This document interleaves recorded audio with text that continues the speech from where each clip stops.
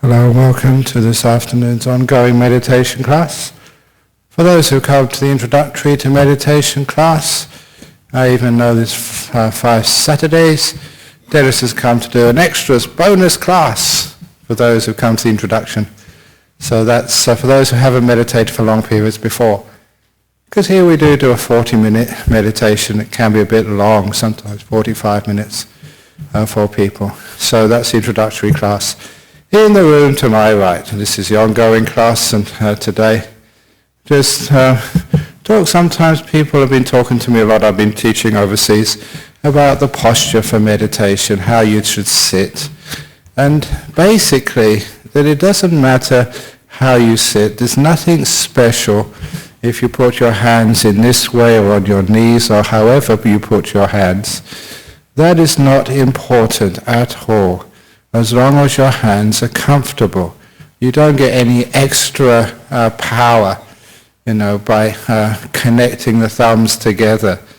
Nor do you get any extra power by sitting on the floor. That's why we have many seats. And these days, as modern people learn how to do meditation, the majority of them now sit on a chair because it's just too hard to sit on the floor comfortably. For those who like sitting on the floor, we have these wonderful stools you can sit on, which actually take a lot of pressure off your knees. But if you're used to sitting on the floor, fine. And you don't have to be full lotus. Any old lotus will do. Half lotus, quarter lotus, 1% lotus. I don't know why they even call it that, but it's just how you can cross your legs so it feels comfortable. And I know that I was taught when I was young that posture was important and the strongest posture was the full lotus, but it was so hard. You could sit there as a young man. I trained myself to sit in the full lotus, but after half an hour, 45 minutes, it started to get very painful.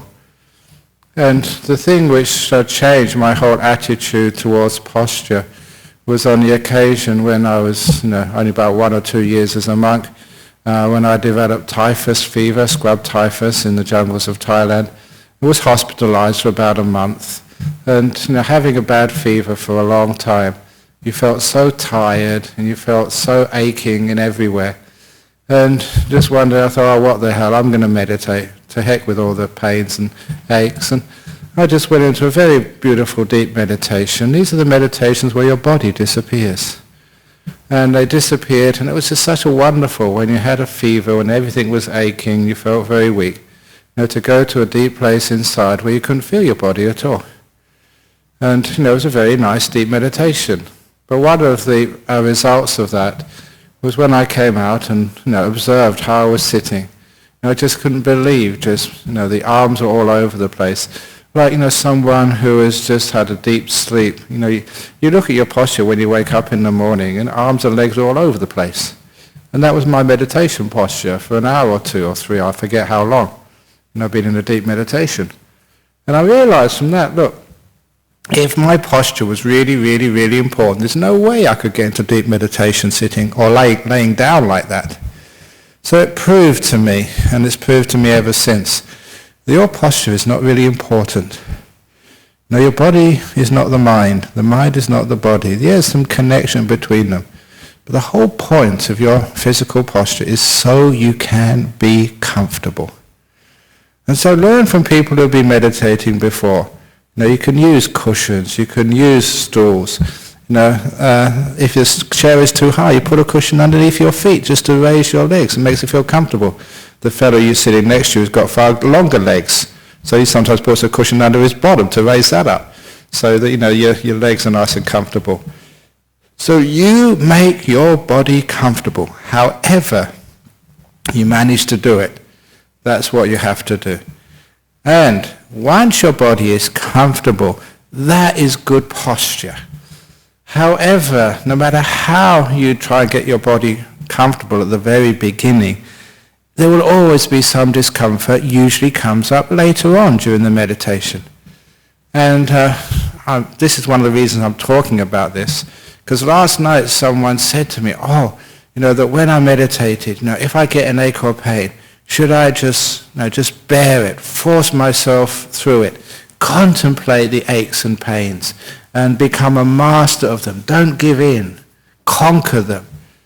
And I heard those teachings when I was young. And again, the experience which told me just how stupid that attitude was one of my fellow monks who decided to try that. He had had a motorbike accident when he was young. He lost all his teeth. As some of you may know him, he's been here. That's Ajahn Munindo Lin. Sometimes he takes out his teeth and he's like an old man. Actually, he's an old man now, like me.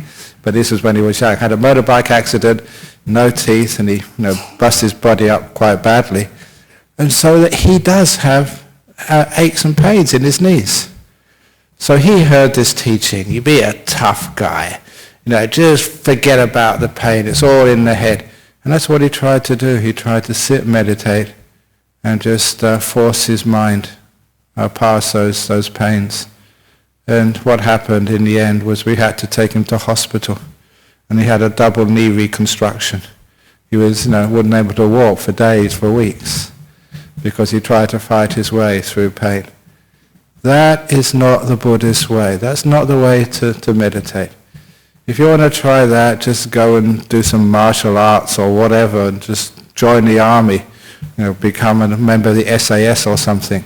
But this is not the Buddhist way. The Buddhist way is just a very gentle, compassionate and wise way, not a forceful way. Just a one-liner is that we use wisdom power, not willpower, to get deep in meditation.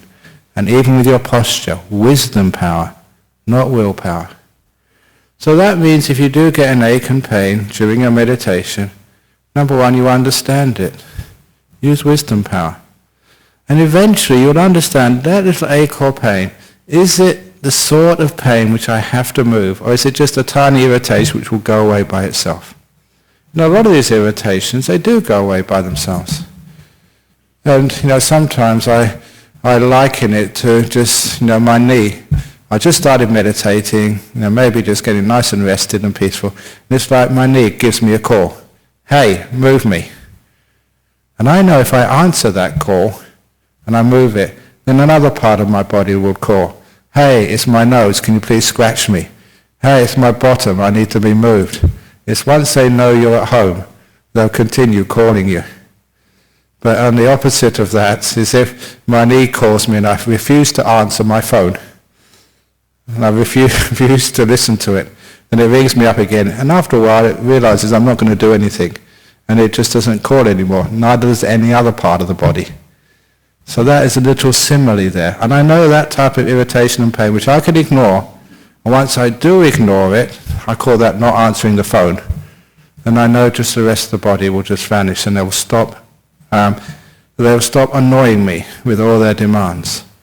But I also know that sometimes that pain is more serious than that. I haven't really put myself in a good position. And if I do ignore it, it will just get worse and worse and worse and worse and become a huge irritant to my meditation. Because the nature of the body and the mind is that, you have to be incredibly powerful and strong to be able to ignore those aches and pains. They will come there and they'll always be there, and always, always, always, always, always. And they will just destroy the meditation. So instead of doing that, if you, through will wisdom power, a lot of the time you gain that wisdom power just through trial and error, you get to know the body. You get to know the pains which you can just ignore and the pains which you need to move. And if you do need to move your body, it's a simple thing to do. You just move the body around, move it a little bit, do it slowly, do it as mindfully as you can, because even though you're losing some of your peace and stillness, you're not losing your awareness. The awareness is always right there, poised. So you maintain the awareness, but lose a bit of the stillness as you adjust your body. You move. And I've been teaching that for a long time now, which went against many of my teachers. But I was very pleased to see that modern teachers have come on board, and people who teach meditation, such as one of the old friends, he doesn't come here these days, he used to come and visit very often, a very famous monk in Thailand, Ajahn Plian. I was reading one of his books. He advises the same. If you've got a serious ache or a pain somewhere, please move, adjust the body. And then you find the time you've so-called wasted, moving the body, disturbing your physical tranquility, it does mean you go backwards for a few stages or a few pegs in the meditation. But you soon regain that ground, and better, you can go much deeper afterwards. But if you just stay trying to endure that pain, that's as far as you're going to go in meditation. You won't get any deeper at all. So yes, you do lose something originally when you change your posture, but you soon regain that ground, and because there's no aches and pains to disturb, you can go far, far, far deeper. But it's also the case that sometimes the people, they move and the pain goes away, the irritation goes away. Sometimes they have these experiences of the body moves by itself. And that is really weird. When you're sitting here and the body moves and you're aware enough, I never did that. That wasn't me who did it. This is where I hope you'll start to learn that there's a lot of the body is automatic. It doesn't have to move because you will it to. It does it by yourself, like your lungs, like your heart. Now that also automatic. It's under your radar. It just does what it needs to do. And a lot of your body does that as well. Again, one of the first times that occurred to me, you're always a bit tired when I was a young monk in Thailand because, the food was bad, too hot, not enough sleep. So sometimes you'd meditate, you'd slump down. People say that's bad posture, but if you need to do that, you have to do that. So my body was slumping down. But I had enough awareness, I was just used to that. And then suddenly my body straightened up. I was aware enough, I did not do that. No way did I decide to straighten my body. It was fully automatic, and that was really weird when you start to experience your body do something and you never ordered that. Totally automatic. And there's many other examples afterwards. I realized my body knows how to look after its posture. And I don't need to. I'm just sitting there and I let the body adjust itself. And a lot of times it does. Sometimes people have these experiences of jerking when they're meditating.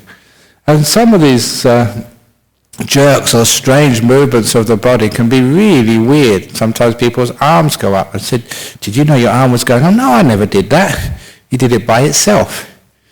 Now all that is, it's nothing to be scared of. It's just some energies in the body, mostly stress produced. Sometimes they're because of some accidents you had in the past, some injuries which are stored somewhere in the body. And when you relax and let go, the body knows how to heal itself. This is actually where the body knows the right posture.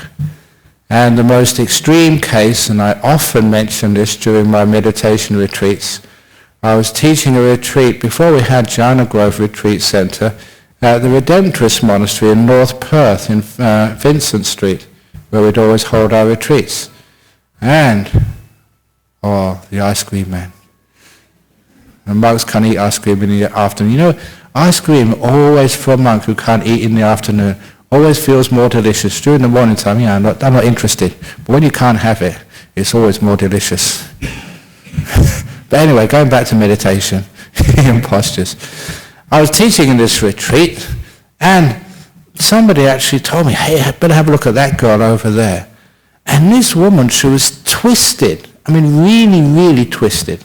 I can't just show you how much because, if I did what she did, you'd have to take me to hospital. I'd break things.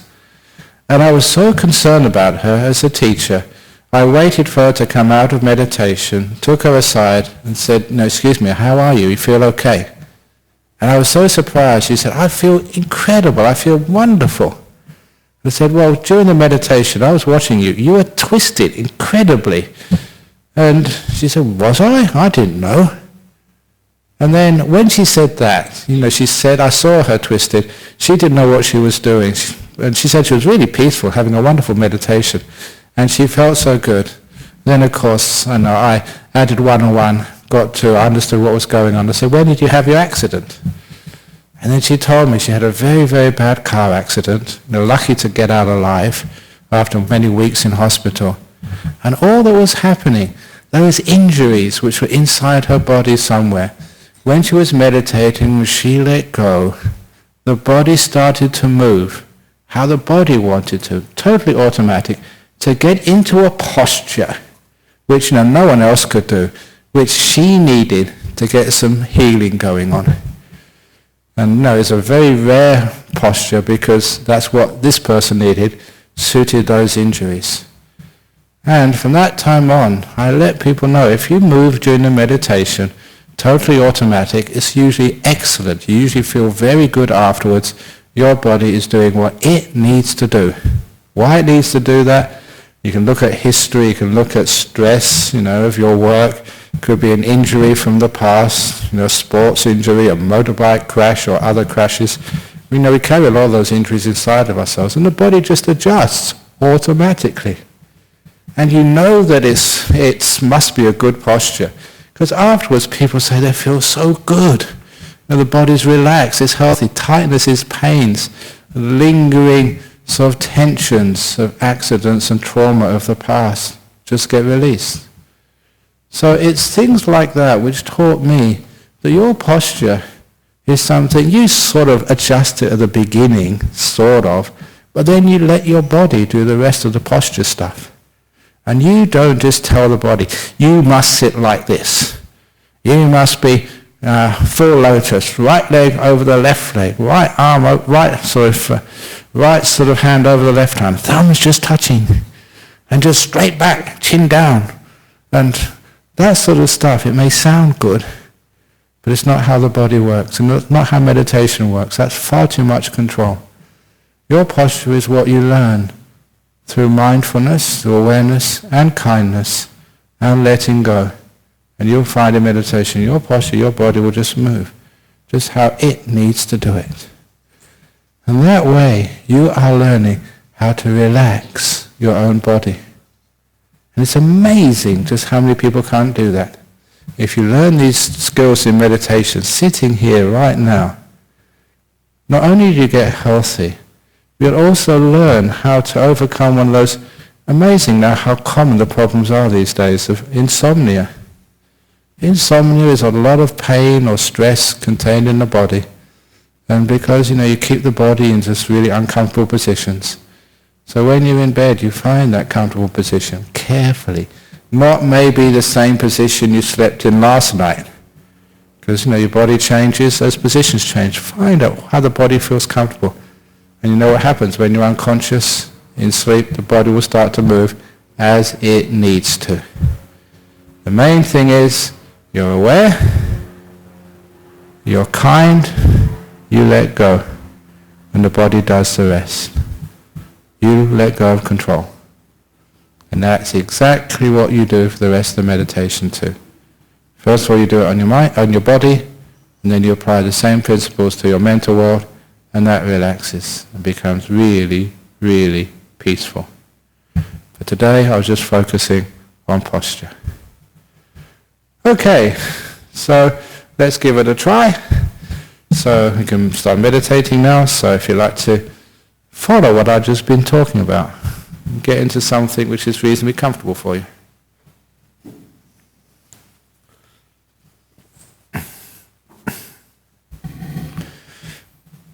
And we'll be meditating firstly for 40 minutes till 4 o'clock. And then we'll have a chance for some questions.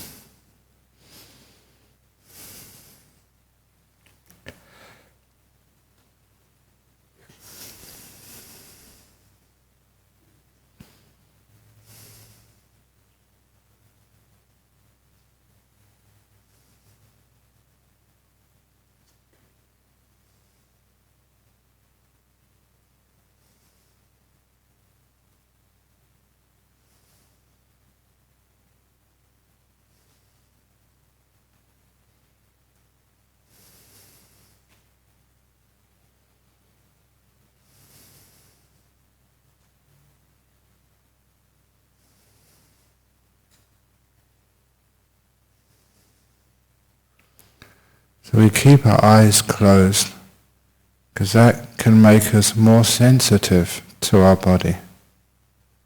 It's like one major distraction is removed. Seeing and all the business associated with sight is removed.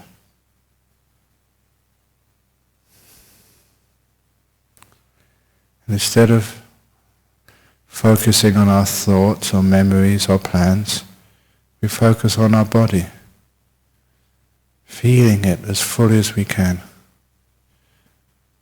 establishing mindfulness, the awareness of our body. And it's not that now you've established mindfulness, the mindfulness grows in power the longer you observe and feel the body. It's not just making contact with it, it's increasing the strength of the signal by just maintaining your awareness of your body.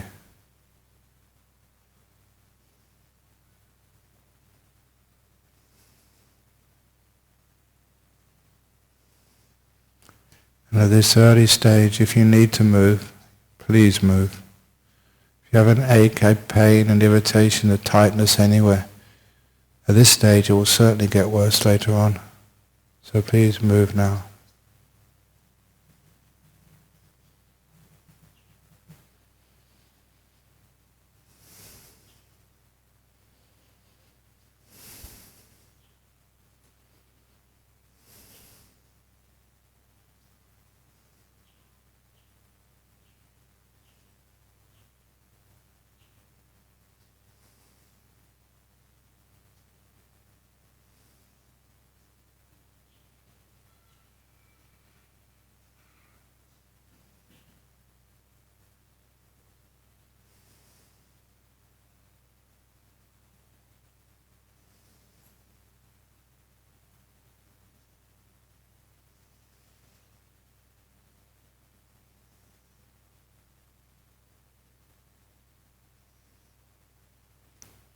And we are aware of our body.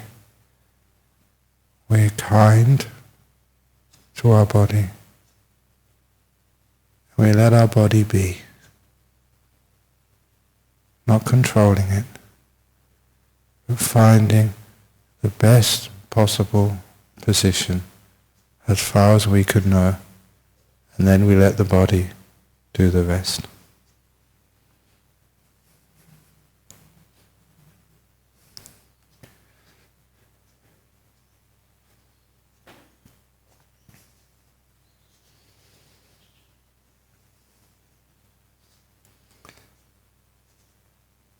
Sometimes I spend a long time with my body, sometimes not so long.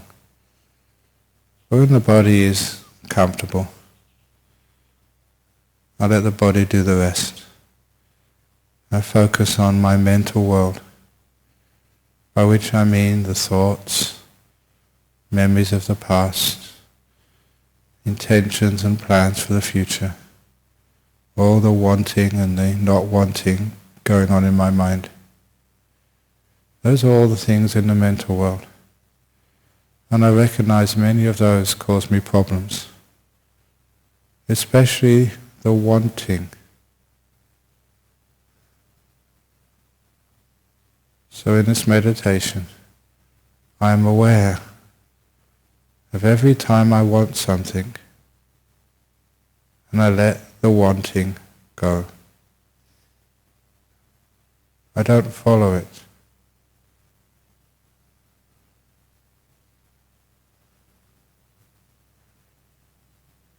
Until I can get to a state where wants just don't come up. Because the opposite of wanting is contentment. Just happy to be here with all the wonderful sounds of mobile phones and birds. Not wanting it to be different.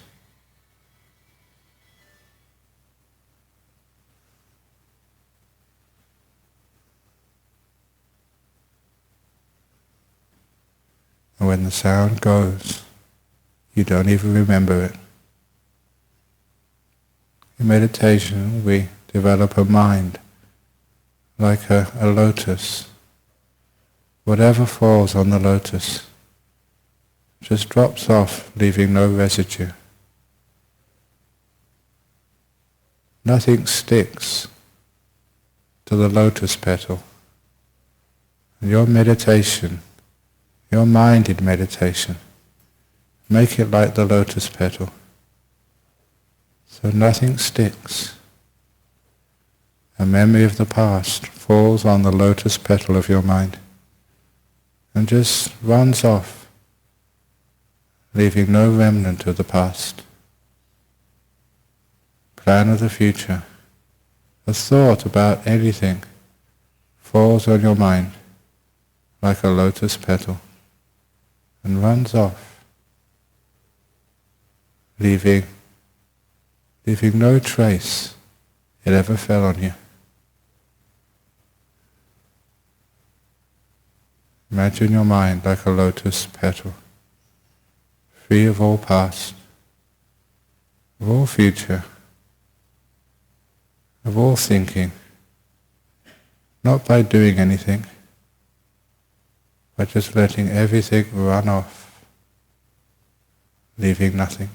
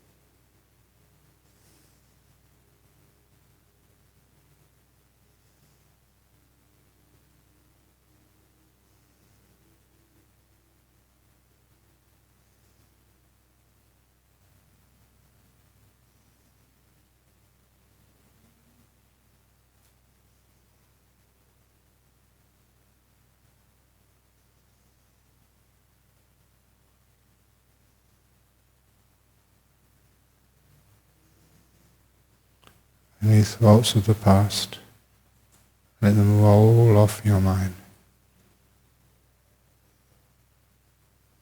Let them come, let them be, let them go. Just like a cloud floating over the sky. It leaves no footprint, no trace. Thoughts are like clouds. They just pass and go.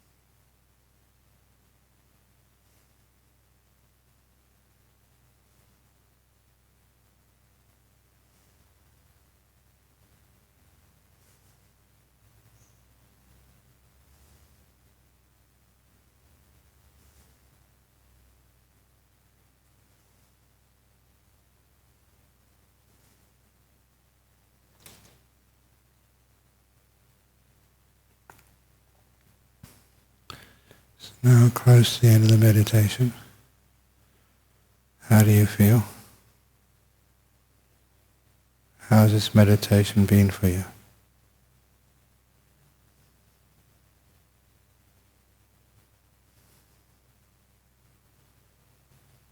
How does your body feel? Your posture?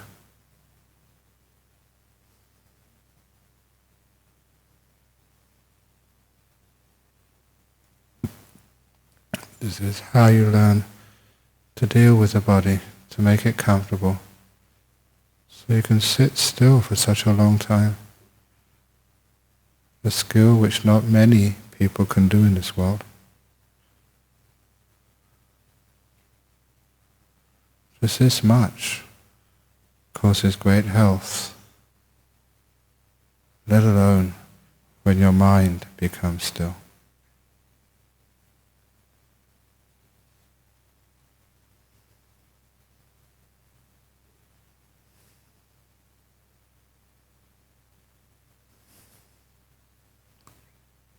Shall now ring the gong 3 times. At the end of the third ringing of the gong, come out from your meditation.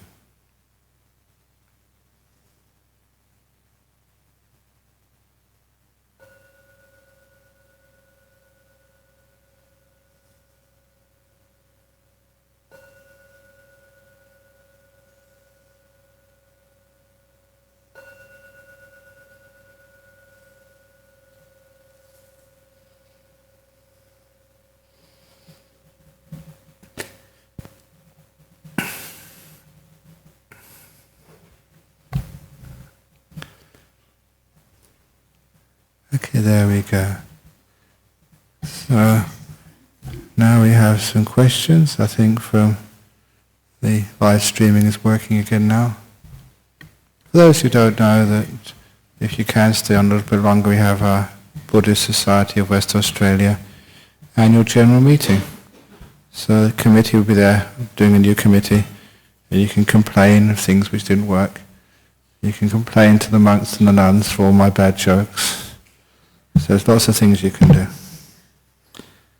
Okay, first of all, question 1 from Ellen from the United States. I often have abdominal pain that is not relieved by changing position. I have been following instructions to go to painful areas, try to relax or send loving kindness to them. I find that when I focus on the pain it becomes worse, and I am unable to proceed at all in meditation because the pain just takes over. Do you have any suggestions? A monk suggested I should take morphine sometimes if the pain is too bad, I can't meditate. That seems to be going a bit too far, but you have to obviously find to see what your doctor says about the abdominal pain, but it's not relieved by changing position. I just wondered, I never mentioned that even sometimes the people in deep pain, they meditate laying down. And just laying down, but you lay down in a posture, in a position you don't normally go to sleep.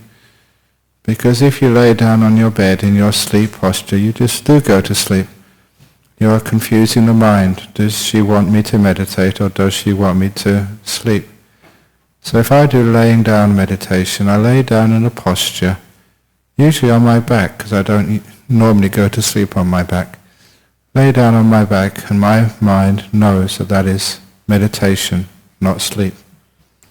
So sometimes, if you have a very painful body, sometimes lying down is one of the best postures you can have. Especially if you're sitting down, obviously, you're squashing your abdomen rather than stretching it. So sometimes that might try that, laying down meditation. And even if you haven't got bad pains or abdomens, sometimes it's good to actually to learn laying down meditation. Because, you spend many days in your life in hospital beds. Your last days were probably lying down. And to be able to learn how to meditate in that posture is very helpful, especially at the last hours of your life.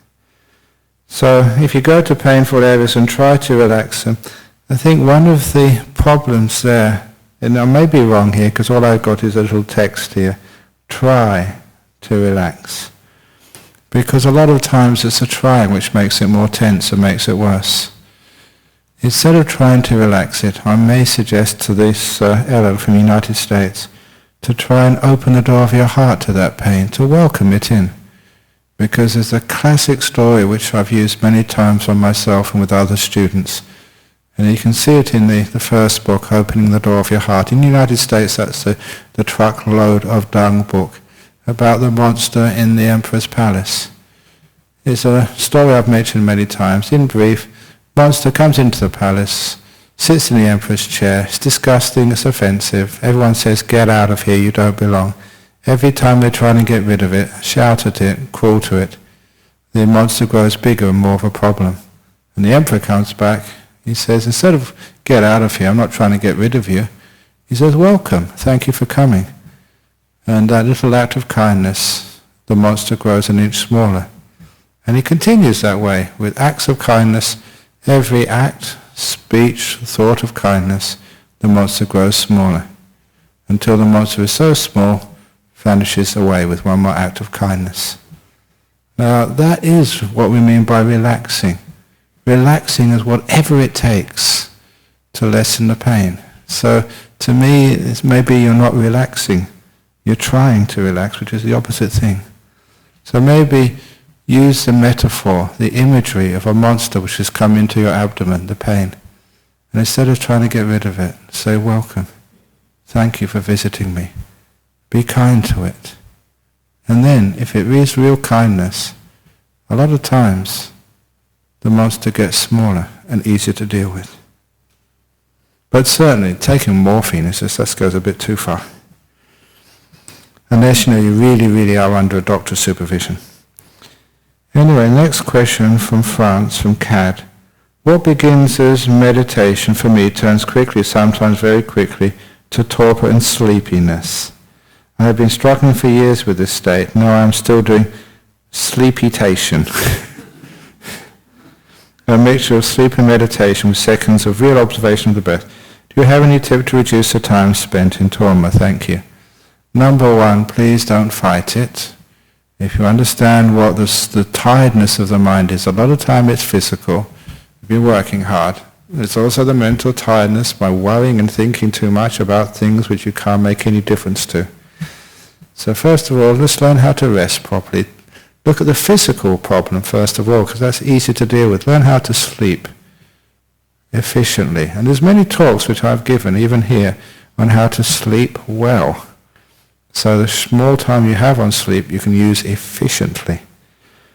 And once the body is rested, the other thing is sometimes the mind is tired because it's been thinking too much and worrying too much. So look for the way you use your mind in your daily life. Listen to some more of these talks, read some of those books which say, why worry about things you can't make any difference to?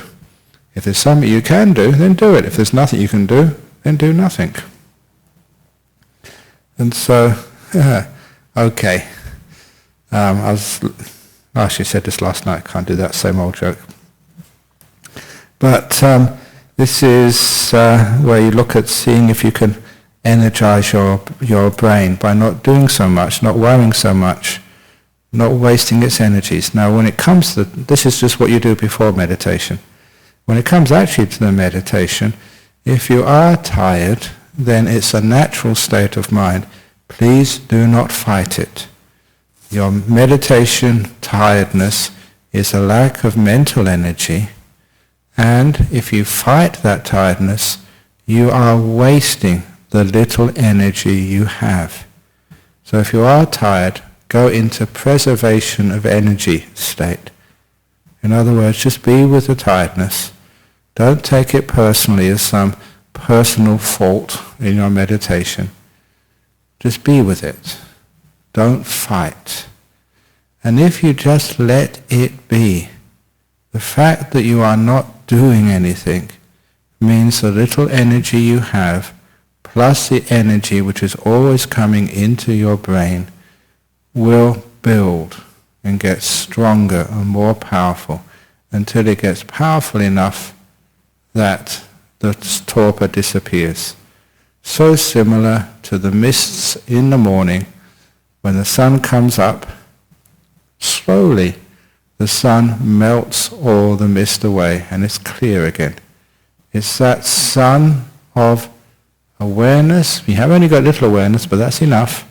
And just this beautiful kindness which lets it be, not fighting. And the other thing, if it happens very, very often, is develop some inspiration. Now think of all of your good karma you've done in the past. This is one difficult thing for people in the Western world. They can always think of all the bad things they've done and get themselves really upset and angry and grief-stricken and guilty and depressed. We're very good at that. But what about doing the opposite? Think of all the incredible, wonderful, good, kind, generous things you've done in your life. There's a talk I gave last night of merit making. Make some merit. And then you get this incredible joy comes up. If that doesn't work, get inspired. Listen to a favorite talk, even some incredible, powerful music which always inspires you. And then, when you have inspiration, that stops the sloth and torpor. The mind wakes up. It's inspired. And that is also a beautiful free source of energy. As I notice, as many monks in Bodhinyana monastery notice, the nuns notice it, maybe even here. If you ever have the good fortune to listen to an inspiring talk, on Buddhism or meditation, it really gets into you. If you meditate afterwards, there's no hope of sloth and torpor. The inspiration fires you up. I've used that many times when I've been physically exhausted. Inspire myself. Remember all the great, good, kind, generous, wonderful things which I've done that day. And that brings up so much energy.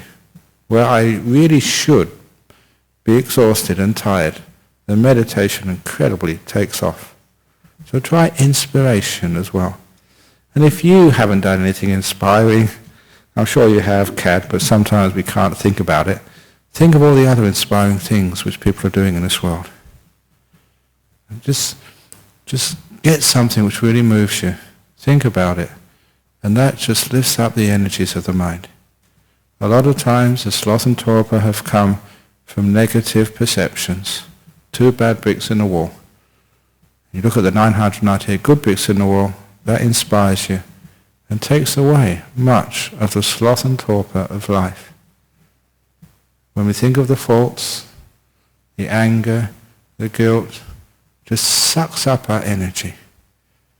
And we have this beautiful happiness and joy of making good karma, looking after one another, caring for one another, being compassionate, going to old people's homes and mopping the floor, whatever it is.